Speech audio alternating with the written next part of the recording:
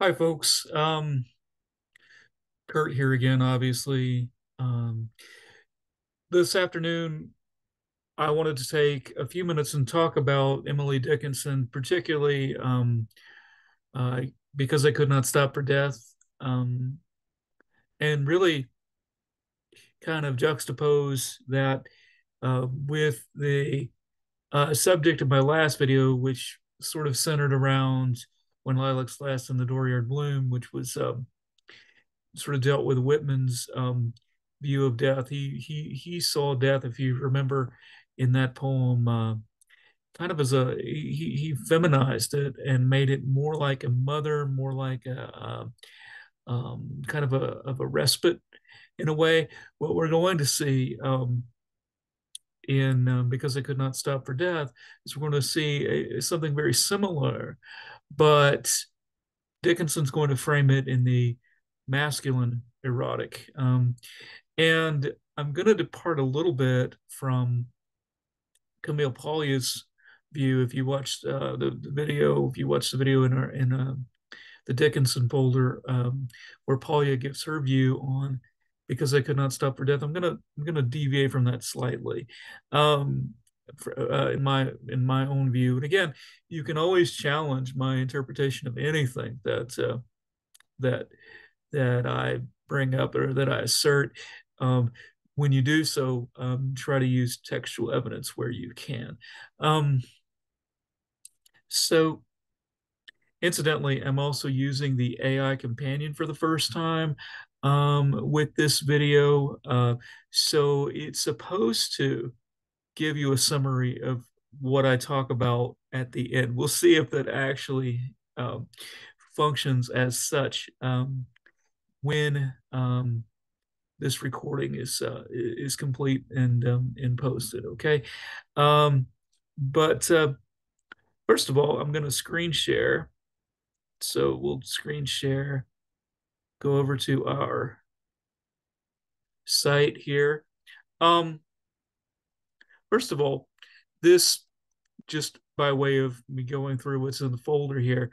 The Dickinson documentary is quite good. It's from the series of Voices and Visions that was done in the mid 80s. And you might think that that's a bit dated, but there's actually some advantage to looking at material that's a little bit older in that, and not so much with Dickinson, but in terms of a lot of the poets that we'll be looking at, particularly the last couple of weeks of the term. Um, the folks that actually knew the poets, right, are featured in those documentaries, which, of course, for a documentary made in 2014 would be quite impossible for a number of those poets, right? So, anyway, here is kind of a video that discusses some of Dickinson's technique and so on and so forth, which large, honestly, for much like Whitman, although very, very different in terms of what they were doing, um, it, it was kind of a mystery a lot of times. In fact, if you look at Dickinson's original, like an original manuscript of Dickinson, for example, there's all these notations. There's all these like for lack of a better word, squiggles and lines and different accents that didn't make a whole lot of sense to a lot of people. But come to find out, the reason that they didn't make a lot of sense to a lot of people is that the people looking at the notations were men. And what she was, the theory goes that what she was doing is that she was using choral notation. And that choral notation was a notation specifically taught to women and to girls who would, sing in choirs and such. And so, not that Dickinson necessarily did that so much, but she would have been taught the notation thereof, right? Um, anyway, so I want to talk about Because I Could Not Stop for Death. This poem, as well as I Heard a Fly Buzz When I Died, are probably the two Dickinson poems that I personally gravitate to a lot. And Narrow fell on the grass because it's just funny. It's just hilarious. If you want to take a Freudian perspective on that, especially. And I'll just leave it at that and let you take that where you will. But um, let's see, we'll bring up the poem. Incidentally, you might ask, why did I include the Gilligan's Island themes? Because you can recite Narrow Fellow in the Grass to the tune of Gilligan's Island. It's ballad meter. You can do that, and it's quite funny. But anyway, that's why I included the Gilligan's Island theme there. I'm probably showing my age again because I know what Gilligan's Island was. Not that I, was in this particular iteration of myself when Gilligan's Island actually aired, but in the 1980s when I was growing up, in the afternoons and so forth, um, Gilligan's Island was certainly in syndication. Anyway, let's look at Because I Could Not Stop Her Death. Incidentally, I included down here um, Narrow Fellow in the oh no, where is it? Oh, I think I may have taken it out. I did, and that's fine.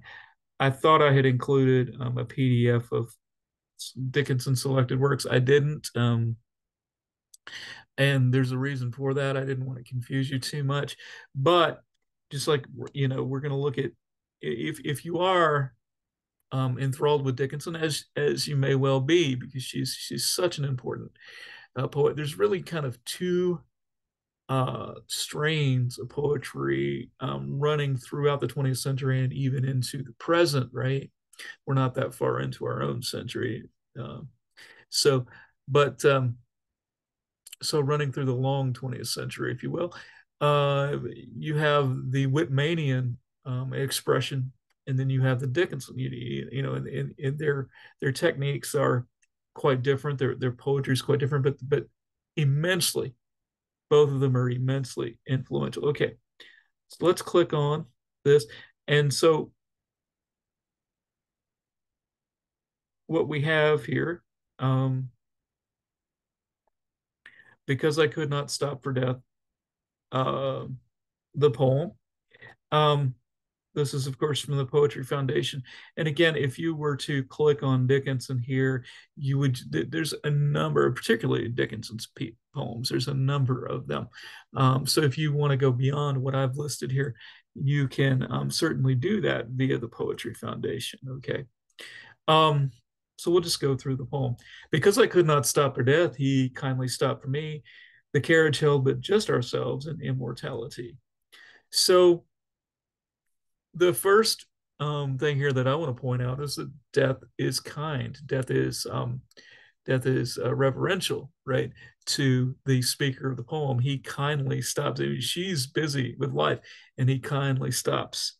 And the only um, occupants of the carriage are themselves and immortality. So we know that this piece is going to deal with somehow, the nature of the soul and so on and so forth, right? We slowly drove.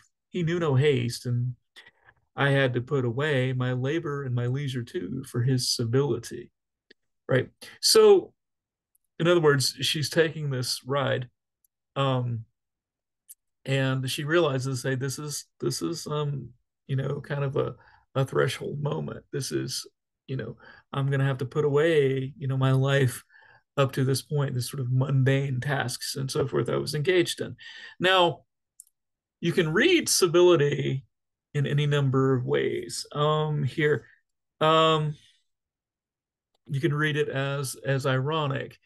In other words, someone like Polya, for example, and indeed a lot of people um, claim this as an abduction and a rape, basically, equating it to Hades' um, abduction of Persephone.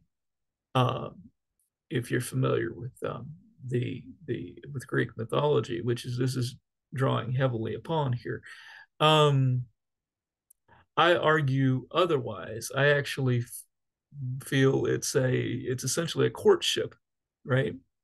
Um, this is in line with um, uh, the late Rachel Pollack in her book, The Body of the Goddess, she claims a sort of multifaceted um, dual identity between Hades and Dionysus. And basically, what we're seeing here is the Dionysiac face, right, as opposed to the Hades face, or rather, that one could say that Hades is complicated, right? He's not a particular he's not entirely a brute, if you will. He's gotten bad press, right?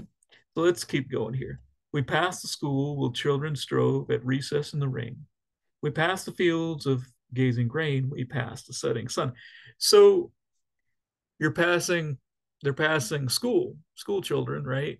So that represents sort of the beginning of life, right? The enthusiasm, children playing at recess in the ring. Um, a ring, anytime you sort of archetypally speaking, a ring can represent again eternity, cycles, and so forth. We pass the fields of gazing grain.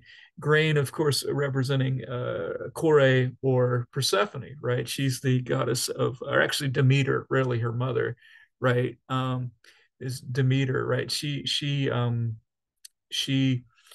basically causes when Hades takes Persephone down, whether it's an abduction or whether it's a courtship. When Persephone goes down to Tartarus, right, to the underworld, in her grief, Demeter says, "Nope, no more growing things, right? No more grain." So, the grain, right, is a reference to, could be or can be read as a reference to Demeter or to to Persephone, etc. Right? So they're seeing that grain, and it's also, if you just look at nature, right? If you just look at nature, stuff moves in cycles. If you have lived anywhere near agriculture, right, you know that um, stuff grows and grows and grows, and then it grows to the point where it's to be harvested and so forth, right? So here we go. And then we pass the setting sun. Obviously, it's basically the tour of her life, if you will, is coming to a close, or at least the that which is visible in the temporal world, right, is coming to a close, right? It's setting as the sun, right? Or rather, he passed us. So the sun, gendered masculine in this case, right, is or Apollo, right, is actually moving faster than the chariot, right, or the carriage. So that again to me speaks of a courtship. This is a genteel death, right? He's not saying, oh, he's not like, I'm gonna abduct you and we're gonna go, this is not that. The dews drew, quivering and chill, for only gossamer my gown. Gossamer being spider webs, right? So this is, again, she's preparing, she is putting on the garb, and indeed the wedding garb of her veil, right, and her gown is that of like spider web, something that you would find beneath the earth or the underworld. My tippet, oh, my tippet and my tool. We passed before a house that seemed a swelling in the ground, the roof so scarcely visible, the cornice in the ground. So the mound uh, is can be seen as in reference to fertility. It can be seen as in reference to a type of a burial mound, right? Um, uh, uh, that which is lush with possibility, regardless of which direction you go, right, right, right. Since then, 'tis centuries, and yet feels shorter than the day. I just surmised the horses' heads were toward eternity. So that's in fact how slow they're going. When she left, when she boarded the uh, carriage until the time that she is speaking the poem, and again, the speaker of the poem isn't necessarily Dickinson herself. The speaker and the poet are necessarily two separate entities, right? Right. So, um, although the speaker of the poem can be a mask of Dickinson, right? But anyway, the idea is that this slow ride, if you will, this slow carriage ride with death is taken so long, right? That she's just now uh, surmising that the horses' heads are in fact taking her to eternity, and not taking her to some sort of um, hellish place, if you will, but taking her to eternity, which she doesn't actually place any kind of judgment on, or doesn't cast in any positive or negative light. It's just eternity, right? But the idea, I mean, we do get, because of, if you take the courtship reading, you do get the you have the impression there that it's probably a positive experience, right? So, um, as you can see from the poem, the way that it's written, right? And you can look more into the structure of the poem and so forth when if you look at the analysis, the analysis that I provided through the poetry analysis website. But her lines, as opposed to Whitman's, are very sort of tight, right? And every word is very deliberate. Um, and you'll see this again in actually a very Whitmanian poet in some other ways, but you'll see this again in like William Carlos Williams, for example. Uh, you know, um, but I don't want to go on too long about Dickinson. I do recommend that you um, watch the documentary. I don't expect anyone to listen to the 3 hour long lecture by Robert Creeley on Dickinson unless you're just really enthralled and taken with Dickinson, and then please do. Um, but look at the analysis of this poem. Um, Maybe look at the other, because they're short. Look at the other poems that I've provided for you. If you're interested in Dickinson, or if she reminds you of another poet that you um, are reading or have read, look at some of the other poems on Poetry Foundation from Dickinson. Um,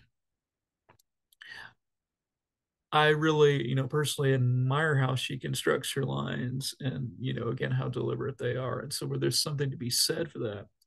Um, Incidentally, in the English language, part of what makes it um, um, so potentially poetic in so many different ways, and also so incredibly complicated. It's one of the more difficult languages to learn if you are not a native English speaker, right? It's one of the more difficult languages to learn because more or less, and this is just a real uh, uh, serious conflation of um, English linguistic history. But basically, what happens in 1066 with the Battle of Hastings is that you have William the Conqueror coming over from Normandy into England, and all of a sudden you have roughly 10,000 French words just flushed into the English language. Um, and French was the language of the court and so on and so forth, whereas Latin would have been the language of the church. But the language of the royalty and the courtly, like that was French, and then you had um, Old English, which in and of itself was problematic linguistically was kind of the language of of the people, and that even then it wasn't really, you know, Old English. Old English is an odd in and of itself is an odd conglomeration of Germanic language with Latin cases. It's really strange. It's very strange. And but anyway, so you have so the crux of the matter is that what you have in English is you have two very strong strains in the language, and that have very different effects poetically, sonically, and so forth. Um, One is the Latinate, right? And Latinate words tend to be longer and more florid. Um, you know, words that are cognate, for example, Spanish and Italian, and so forth, right? And then you have the Germanic, and the Germanic words tend to be short and they tend to have this kind of machine gun effect, right? And so when you want to slow down your work, slow down how the work flows, either being read or being spoken, people tend to add use a lot of Latinate words. And then if you want to speed up your work, there's you tend to be some Germanic language in there, and so it's a very sort of uh, uh, wonderful conundrum that we have in the English language. Plus, we love we as English speakers, particularly Americans, we love to invent new words, um, and we're not like France, right? Who had in France, if there's going to be a new word added to the language, there's actually conventions about it, right? And it's a big deal. Not so in America, of course. I know even those of you who are a little younger, you know, I know we have at least one 18-year-old in the class. I know even in the last 5 or 6 years, you can probably name six or seven or more words that have been added to the language. You probably know words that I don't know, right? Um, and because of the rise of TikTok, because of, you know, essentially technology is one of the biggest um, influencers, right? Not only of language itself, but also the production of art, the production of poetry. Um, as we'll talk about as we move through the course, one of the biggest influences on the creation of poetry in the last 200 years was the invention of the typewriter, right? Because it changed physically how people interacted with the page. And then now, arguably, you know, people don't interact with typewriters. I mean, I probably can count on one hand the number of times I've used a typewriter in my life, right? And so that should tell you something. But typewriters were in use, you know, like when I was in high school and so forth. I didn't make use of them per se, except a couple of times. But and then one time when I had to actually type on a document for something official. This volunteer position I had when I was in my early 20s. But anyway, the point being is that the use of a typewriter, even in my lifetime, is really kind of have has fallen by the wayside, of course. So, you know, now, you know, one could um, sort of muse upon the effects of, say, for example, word processing, you know, and the effects that word processing has had on um, the creation of poetry and so forth. Um, anyway, I don't want to go on too long. It's my discussion of Emily Dickinson. Have a wonderful day. And I don't know when you're going to be seeing this video, but if you are watching it on January 10th and you have not posted your first discussion board post, for discussion forum one, please do so before midnight tonight, because that is the census day assignment, and it shows that you are, in fact, actively participating in the course, and I don't have to drop you. Anyway, thanks a lot.